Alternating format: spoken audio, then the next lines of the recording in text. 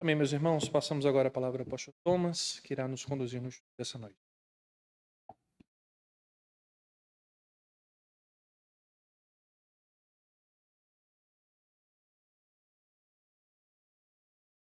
Graça e paz do Senhor. Vamos abrir as Escrituras no livro de Daniel, capítulo 9.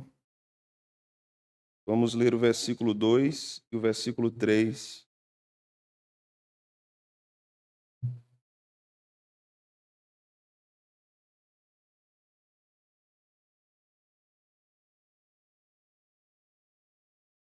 Vamos dar continuidade às nossas reflexões sobre a doutrina da oração. Hoje iremos pensar no tema Orando no poder do Espírito Santo, buscando o que Deus prometeu na sua palavra. Daniel 9, versículo de número 2 e versículo de número 3. Todos encontraram, meus irmãos? No primeiro ano do seu reinado, eu, Daniel, entendi pelos livros e o número de anos de que falara o Senhor ao profeta Jeremias, que haviam de durar as assolações de Jerusalém, era de 70 anos. Voltei o rosto ao Senhor Deus para o buscar com oração e súplicas, com jejum, pano de saco e cinza. Amém. Vamos orar? Senhor, pedimos nessa noite, neste início de nossa reunião de oração, que o Senhor fale por meio de Sua palavra, o Senhor nos instrua, o Senhor nos dirija, ensine sobre esta prática, esse exercício espiritual tão precioso que é a oração. E a nossa vida de oração cresça. Sabemos que quando ela crescer, Senhor, somente benefícios virão sobre nós. Benefícios em nossa alma, em nossa vida, em nossa igreja. Uma igreja que ora é uma igreja abençoada pelo Senhor. Uma igreja que atenta para o dever da oração e ama a oração particular, também a oração conjunta com a congregação. É uma igreja que desfrutará de tuas bênçãos. Nós desejamos isso. No nome de Jesus, nós oramos assim. Amém. Podem sentar, meus irmãos.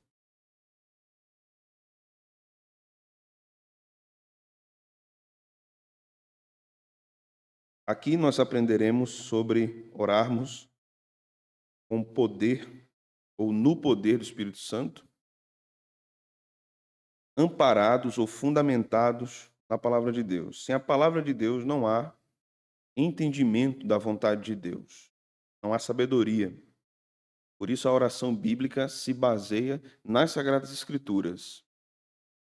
O apóstolo Tiago nos disse que nós oramos e não recebemos porque pedimos mal. Quando pedimos mal? Quando nós não conhecemos a palavra de Deus. Quando nós pedimos para os nossos próprios deleites egoístas, quando nós buscamos a Deus em oração apenas usando Deus como um garçom, quando nós não valorizamos em nenhum momento a oração na nossa vida, apenas quando nós estamos em perigo, é que nós pedimos que o Senhor receba o nosso espírito, que a gente não morra e vá para o inferno, né? A oração não deve existir dessa forma na nossa vida.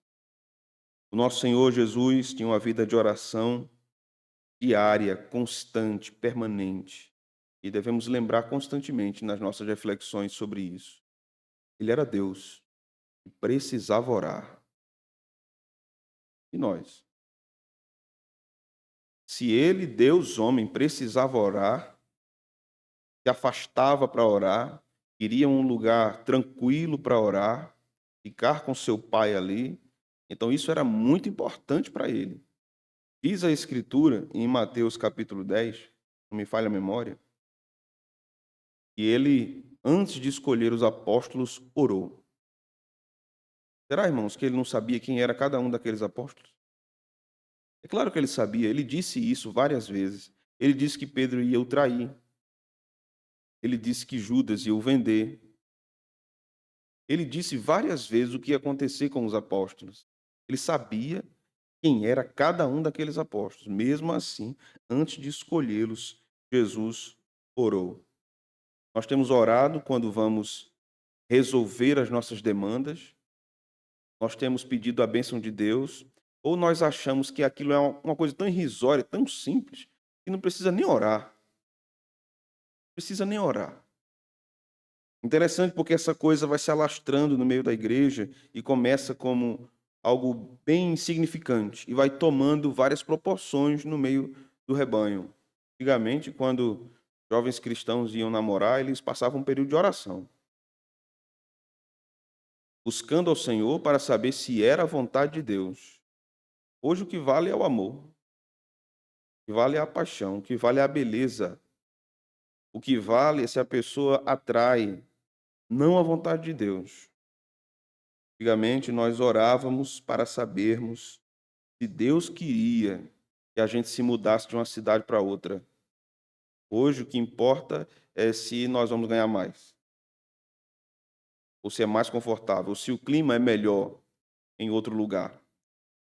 A Bíblia nos diz, irmãos, que nós devemos pensar assim: se Deus quiser, eu faço isso ou aquilo. A vontade de Deus é a principal coisa da nossa vida. E sempre que formos contra a sua vontade, ou nos esquecermos, ou não desejarmos a sua vontade, porque existe esse perigo, não é? Às vezes a gente quer tanto uma coisa que a gente não quer nem saber o que é que Deus pensa daquilo. A gente quer. Eu vou fazer e depois eu peço misericórdia, né? Mas teremos resultados disso, infelizmente. A Bíblia nos diz que o Espírito Santo nos guia em toda a verdade. João 16 nos ensina isso. E essa verdade é a verdade da palavra de Deus. Um crente que não conhece melhor a palavra de Deus terá uma vida de oração mais rasa, mais limitada, porque ele não está apegado à fala do Todo-Poderoso. Ele não sabe o que Deus pensa. Como é que nós conhecemos uma pessoa? Somente quando nós convivemos com ela. Não é possível conhecermos alguém mais profundamente, mais intimamente, se nós não convivemos com ela, se nós não a ouvimos falar.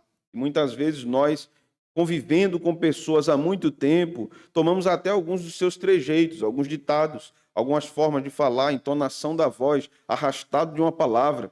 Portanto, convivermos com aquela pessoa, nós acabamos falando como aquela pessoa fala. Não foi assim com Pedro, quando ele negou que era discípulo de Jesus, e aqueles homens disseram: mas você fala como um deles. Como então nós saberemos a vontade do Senhor se nós não estivermos perto dele, perto da palavra? Não saberemos a vontade do Senhor, permaneceremos perdidos. A vontade do Senhor revela-se para nós até quando nós não temos que fazer nada, até quando nós temos que ficarmos parados, calados, absolutamente inertes. Diz a Escritura que foi assim que Deus disse a Israel em Êxodo 14: fiquem parados e vejam o livramento do Senhor para convosco. E o povo obedeceu, porque ouviu a palavra. O Espírito manifesta a vontade de Deus na palavra que ele inspirou. Diz a Escritura em 2 Timóteo que o Senhor, o Espírito, nos repreende, nos corrige, nos educa na palavra de Deus. Então há uma ligação muito íntima do Espírito Santo com a palavra. Um teólogo holandês escreveu certa vez dizendo que o Espírito Santo é a alma da Bíblia. O Espírito Santo é a alma das Escrituras. Assim como um corpo, para estar vivo, precisa de uma alma, a Bíblia, a palavra de Deus, para que tenha vida, é preciso que ela tenha essa alma. Essa alma é o Espírito Santo. Então há uma ligação muito íntima entre as duas coisas, o Espírito Santo e a palavra de Deus. A Bíblia diz que sermos cheios do Espírito Santo, como nós vimos nos estudos das quintas-feiras, é sermos cheios da palavra. Não há como ser cheio do Espírito Santo e vazios da palavra. Não há como sermos cheios da palavra e sermos cheios da palavra e sermos vazios do Espírito Santo. Se a palavra habita em nós ricamente, o Espírito Santo habita em nós. Sabendo disso, meus irmãos, observe o capítulo 9 de Daniel. Veja o versículo 2. No primeiro ano do reinado, eu, Daniel, entendi pelos livros que o número de anos de que falara o Senhor ao profeta Jeremias, que haviam de durar as assolações de Jerusalém era de 70 anos. Daniel olhou para as Escrituras, olhou para o livro de Jeremias, que era praticamente um contemporâneo. Jeremias profetizou anos atrás sobre o cativeiro babilônico. Então, entendendo o texto da Sagrada Escritura, sabendo que aquele tempo dos 70 anos havia se cumprido, Daniel foi a Deus em oração. É isso que ensina o versículo 3. Voltei o rosto ao Senhor para o buscar com oração e súplicas e com jejum, pano de saco e cinza. Daniel orou assim: Senhor, chegou o tempo, liberta teu povo. A tua palavra diz, e tu és fiel à tua palavra. Irmãos, nós podemos e devemos orar assim, baseados na palavra de Deus.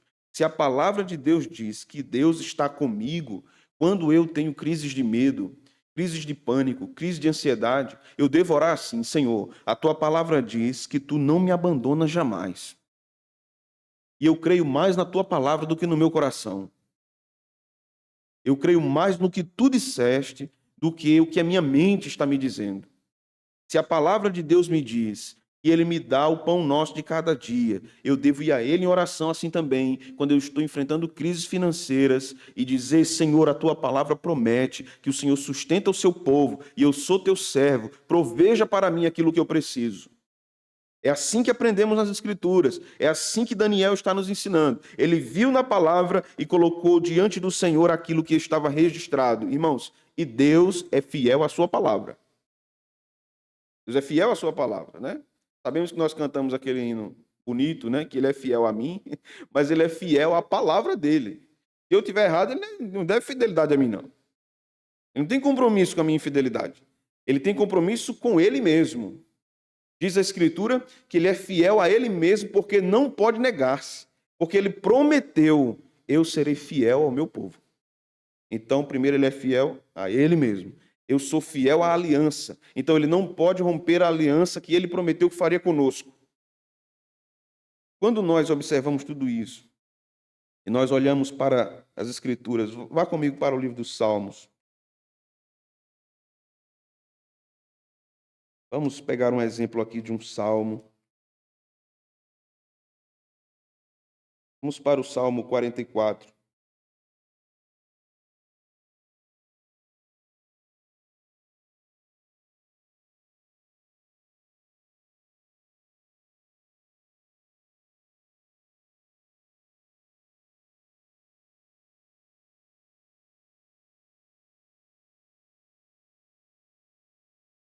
Veja o que o texto diz. Verso 1. Ouvimos, ó Deus, com os nossos próprios ouvidos. Nossos pais nos têm contado o que outrora fizeste em seus dias. Como por tuas próprias mãos desapossaste as nações e os estabeleceste, oprimiste os povos, e aos pais deste largueza. Pois não foi por tua espada que possuíram a terra, nem foi o seu braço que lhes deu vitória, e sim a tua destra, e o teu braço, e o fulgor do teu rosto, porque te agradaste deles. Tu és o meu rei, ó Deus. Ordena a vitória de Jacó. Com o teu auxílio vencemos os nossos inimigos. Em teu nome calcamos aos pés os que se levantam contra nós. Percebe que ele começa o salmo lembrando do que se ouviu dos antepassados, se ouviu dos mais idosos do povo, se viu nas obras de Deus no passado. O salmista se agarra no que Deus fez antes ao seu povo, e então ele diz: Tu és o meu rei. Ordena, Senhor, a vitória de Jacó. Assim como tu deste, Senhor, vitória ao teu povo no passado, dá-nos vitória também. Porque o Senhor é o Deus do seu povo.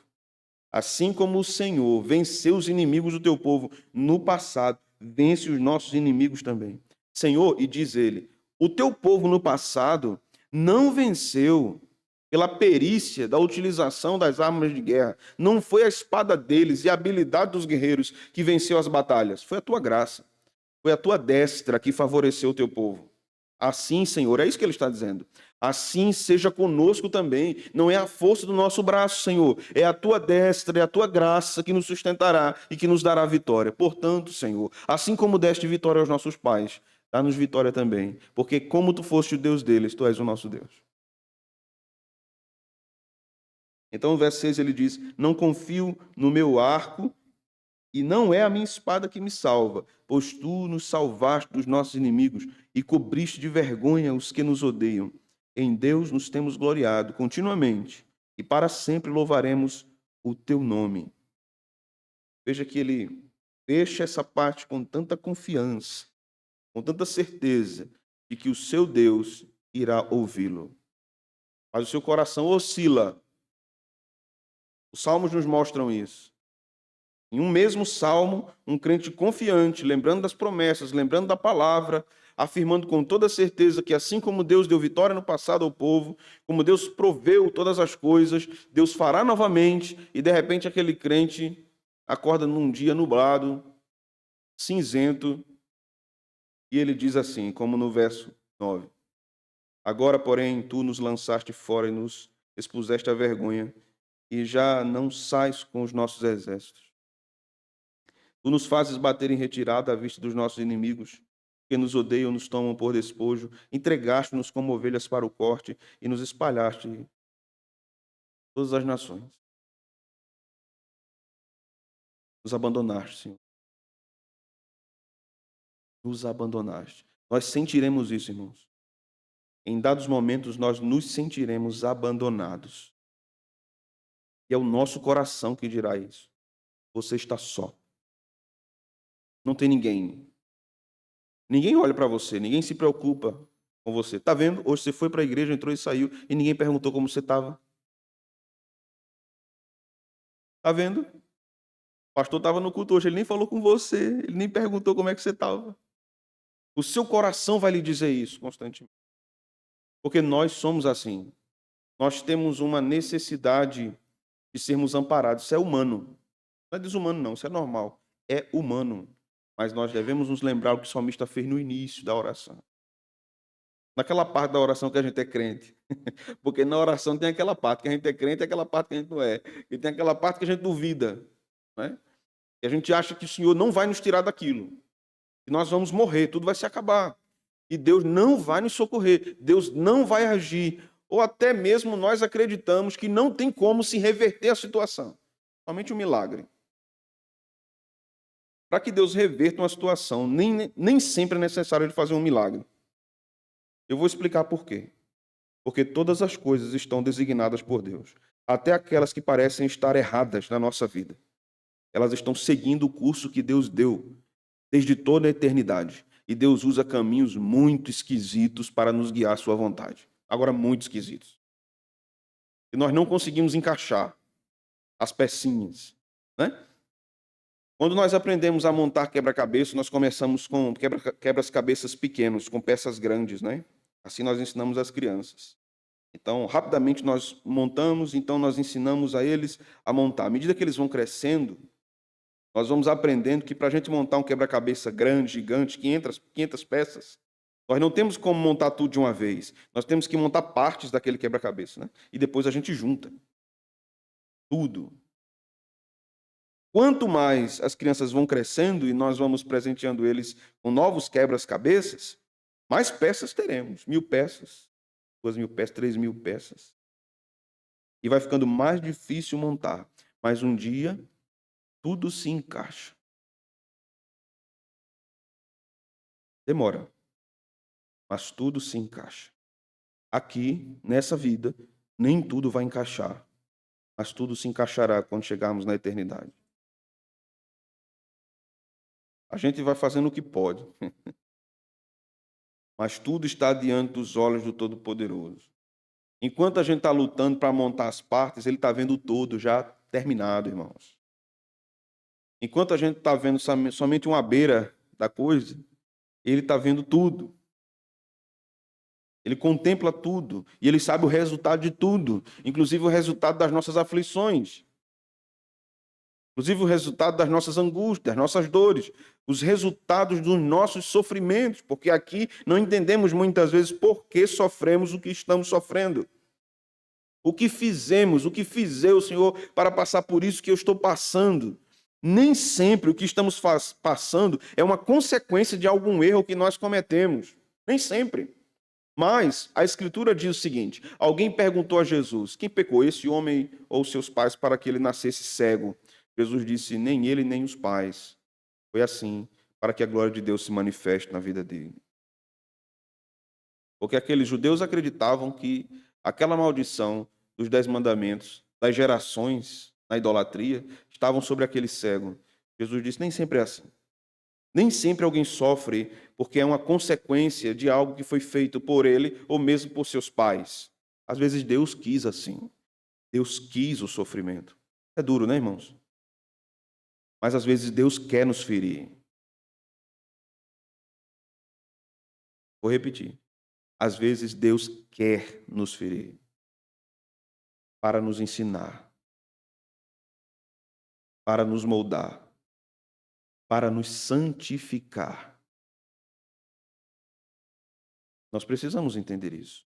Mas devemos ir a Ele na palavra. Senhor, a Tua palavra disse. A Tua palavra disse que Tu cuidaste do Teu povo. Eu não crerei no meu coração que me diz que o Senhor não está comigo. Eu não crerei no meu coração que a minha família não tem mais jeito. Eu crerei na Tua palavra.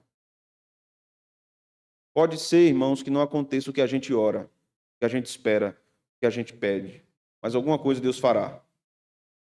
Se Deus não fizer algo naquilo que nós estamos olhando, para aquilo que nós estamos olhando e pedindo, se Deus não mudar aquela situação, daquela questão, uma coisa tenha certeza, Ele pode não mudar a questão, mas Ele mudará você.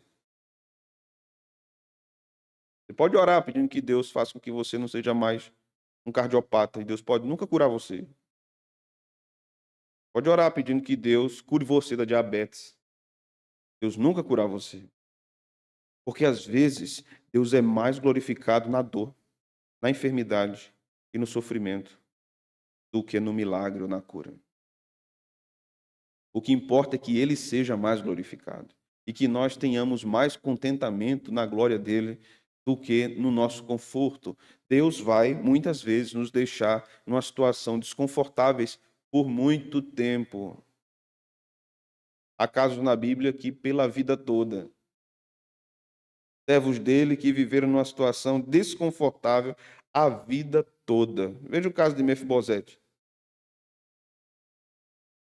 Veja o caso de Jó.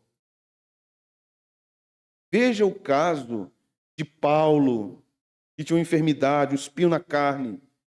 Ele sofria com aquilo e pediu que Deus tirasse, e Deus disse: não vou tirar.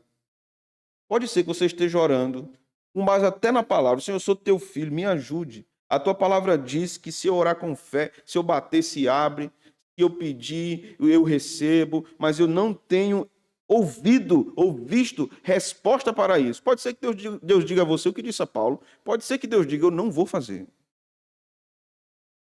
Eu não vou curar você. Eu não vou resolver esse problema. Eu não vou reverter a situação. A minha graça te basta. E o meu poder se aperfeiçoa na sua fraqueza. O que você precisa não é a solução do seu problema. O que você precisa é da minha graça. E a minha graça você já tem. Sem a minha graça, o que resta para você é desespero, é incerteza. Com a graça, irmãos, o mundo todo pode desabar na nossa cabeça. Nós temos a graça. Aspel Green Simonton, missionário presbiteriano no Brasil, dizia o seguinte: se eu acordar, Deus estará comigo, mas se eu não acordar amanhã, eu estarei com Ele. Ele sempre estará conosco. A oração que agrada a Deus segue esse conjunto de ensinos. Toma a palavra como base, porque Deus mesmo diz na sua palavra. E desenvolvamos uma prática. Ore salmos das Escrituras. Ore salmos. Vamos fazer uma experiência bíblica. Veja o Salmo 40. Eu vou ler o Salmo 40. Você vai ler em silêncio, olhando para as Escrituras. Ok? Mas você vai ler, orando a Deus, o Salmo 40. Você está orando por sua vida com as palavras do Salmo 40. Tudo bem? Colocaram os óculos? Lá? Essa é a nossa oração. Esperei confiantemente pelo Senhor. Ele inclinou para mim e me ouviu quando clamei por socorro. Ele tirou-me de um poço de perdição, de um tremendal de lama, colocou-me os pés sobre uma rocha e me firmou os passos. Ele me pôs nos lábios um novo cântico, um hino de louvor ao nosso Deus. Muitos verão essas coisas, temerão e confiarão no Senhor. Bem-aventurado o homem que põe no Senhor a sua confiança e não pende para os arrogantes, nem para os afeiçoados à mentira. São muitas, Senhor, Deus meu, as maravilhas que tens operado e também os teus desígnios para conosco. Ninguém há que se possa igualar contigo. Eu quisera anunciá-los e deles falar, mas são mais do que se pode contar. Sacrifícios e ofertas não quiseste, abriste os meus ouvidos. Holocaustos e ofertas pelo pecado não requeres. Então eu disse: eis aqui estou, no rolo do livro está escrito a meu respeito. Agrada-me fazer a tua vontade, ó Deus meu, dentro do meu coração está a tua lei. Proclamei as boas novas de justiça na grande congregação. Jamais cerrei os lábios, tu o sabes, Senhor. Não ocultei no coração a tua justiça. Proclamei a tua fidelidade e a tua salvação. Não escondi da grande congregação a tua graça e a tua verdade. Não retenhas de mim, Senhor, as tuas misericórdias. Guarda-me sempre a tua graça e a tua verdade. Não tem conta os males que me cercam.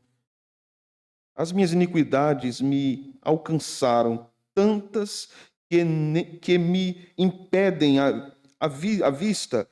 São mais numerosas que os cabelos da minha cabeça, e o coração me desfalece.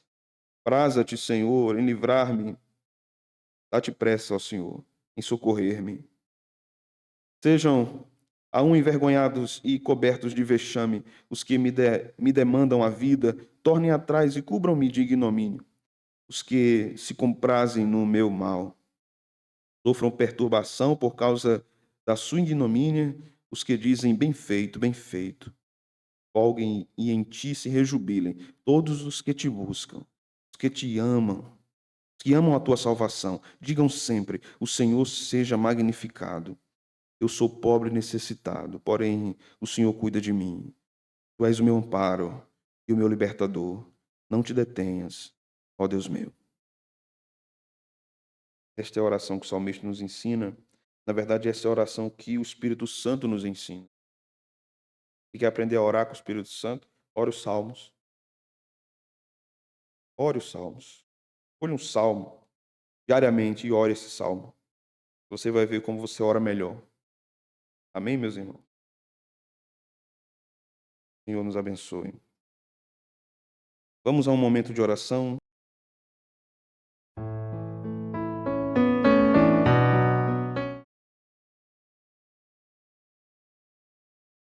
Todos os nossos irmãos que têm chegado à nossa igreja. Estamos recebendo famílias, casais, pessoas solteiras. E é importante que oremos por essas pessoas, pedindo que Deus os abençoe, pedindo que Deus nos abençoe para acolhê-los e recebê-los com amor e com hospitalidade. Nós vamos orar por isso e apresentar ao Senhor cada pessoa dessa que tem chegado à nossa igreja. Nossa irmã diaconisa Joadete irá orar por isso. Nós vamos orar também por conversões, pedindo que Deus converta pessoas na nossa igreja, que Deus salve pessoas aqui, na nossa congregação. E que Deus nos dê caminhos, estratégias, que Deus salve pessoas através da pregação do púlpito, mas que Deus salve pessoas também